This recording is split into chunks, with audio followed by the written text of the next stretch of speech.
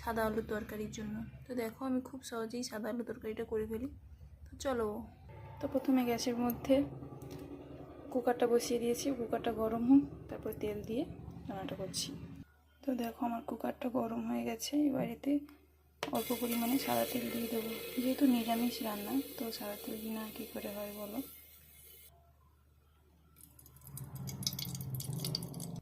তেলটা গরম হয়ে গেছে, এবারেতে জিরে ছেড়ে দেবো। জিরে হচ্ছে ফুটুক। তো এবারের মধ্যে টমেটো দিয়ে দেবো, তারপর কাঁচা লঙ্কা দেবো। এবার এর মধ্যে আলুগুলো দিয়ে দেবো, সামান্য একটু নুন দিয়ে দেবো। আলুগুলো হালকা করে ভেজে নেব।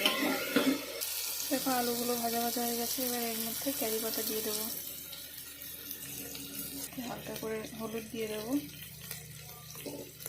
খুব সামান্য। এবার এর মধ্যে জল দিয়ে দেবো। তো এবার কুকারে ঢাকনাটা লাগিয়ে দিয়েছি, ব্যাস 3টে সিটি বললেই সাদা আলু তরকারি রেডি।